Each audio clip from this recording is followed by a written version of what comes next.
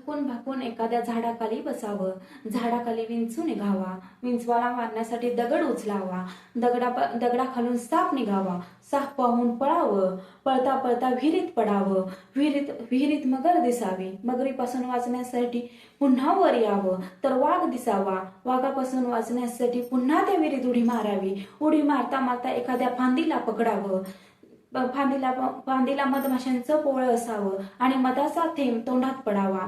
अन्नाच्या भुकेबरोबर विचारांची भूक मिसळली की क्रांतिकारकाची सुरुवात होते. मात्र क्रांती करणाऱ्या रक्ताच्या पायखुणा लोक पाहू लागतात. त्यांच्या संसाराची राख होते, पण त्यांनी क्रांतीत सहभाग घेतलेला नसतो. त्या पुढच्या पिढीला मात्र आनंदाने जगत असतात. नमस्कार, मी सुषमा तानाजी एठाळे. 2026च्या ऑनलाईन वक्तृत्व स्पर्धेमध्ये मी सहभाग घेतलेला आहे. खेड्यापाड्याच्या वस्तीतून मी माझ्या डोंगरबागची जोगेवाडी गावची मी रहिवाशी. विषय मांडिते छत्रपती शिवाजी महाराज. आमच्या महाराष्ट्राचा इतिहास शाहिरांच्या टभावर, घोड्यांच्या टाफावर, तलवारीच्या गजरात, दगडांच्या गडगडाटात आणि सह्याद्रीच्या अभेद्य कड्यांमध्ये लिहिला गेला. जगण्याचं भान आणि जगण्याची जाणीव विसरून चाललेली पिढी जागी करणं गरजेचे आहे. तुमच्या चांगल्या आचारांनी, चांगल्या विचारांनी आणि उत्तम संस्कारांनी तुम्ही घडत असलेली ही पिढी ही खरीच आनंदाची गोष्ट आहे. इतिहासाचा आंधळा अभिमान हा एक शाप आहे, तर इतिहासाचा अज्ञान हा एक गुन्हा आहे. इतिहासाचं ज्ञान ही एक वैचारिक आवश्यकता आहे. या भूमिकेतून शिवछत्रपतींच्या चरित्र चिंतनासाठी मी प्रेरित झाले आहे. संपूर्ण भारतभर ज्यांनी मुठभर मावळे घेऊन बल्लाळ मोगलशाहीला हादरवून सोडलं आणि स्वराज्याची स्थापना केली, ते एकमेव अद्वितीय सिंहासनाधीश्वर, श्रीमंत, कुलवंत, राजाधिराज छत्रपती शिवाजी महाराज सह्याद्रीच्या कड्यामधून हिंदवी स्वराज्याची तेज प्रकट करणारे हे सह्याद्रीचे बागेदार वाघ म्हणजे छत्रपती शिवाजी महाराज. छत्रपती शिवाजी महाराजांचा जन्म इसवी सन 19 फेब्रुवारी 1630 रोजी शिवनेरी किल्ल्यावर झाला. समर्थ रामदास स्वामींनी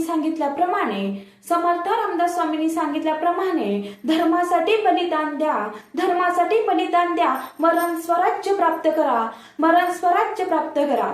हे वचन शिवरायांनी पूर्णत्व साकार केलं. त्यांच्या मातोश्री जिजाबाई आणि वडील शहाजीराजे यांचे संस्कार त्यांच्यावरती होते. अजून लहान असतानाच महाराज त्यांच्या मोठ्या ध्येयाची स्वप्ने पाहू लागले. ते मावळ्यांना नेहमी विचारायचे, आपण सुलतानाच्या वतनदारीवर समाधान मानावं का? दुसऱ्याच्या ओंजळीनं पाणी प्यावं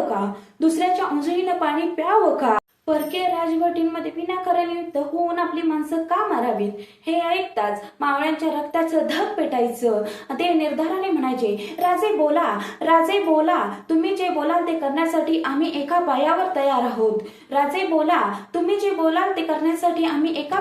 तयार आहोत. हिंदवी स्वराज्यासाठी आम्ही प्राणही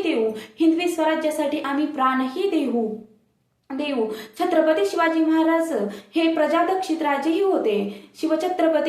शिवाजी महाराज हे प्रजादक्षित राजेही होते. त्यांना आपल्या सैनिकांचं स्पष्ट आदेश दिले होते. रयतेच्या भाजीच्या देठालाही हात लावू नका, म्हणजे जनतेचा एक पैसा देखील वाया जाता कामा नये. त्यांच्या नीतिमत्तेचे उदाहरण कल्याण मोहिमेदरम्यान एका सरदाराने कल्याणाच्या सुभेदाराची सून शिवरायांसमोर उभी केली. तिला पाहून महाराज म्हणाले, अशीच आमची आई असती तर आम्ही सुंदर झालो असतो. असं म्हणून त्यांनी सन्मानाने तिला घरी पाठवलं. म्हणून जाता जाता इतकंच म्हणावं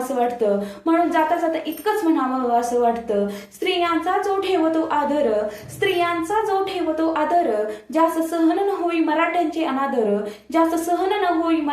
अनादर, त्या प्रत्येकामध्ये शिवभक्त दिसे. ज्यांच्या मनात शिवछत्रपती बसे.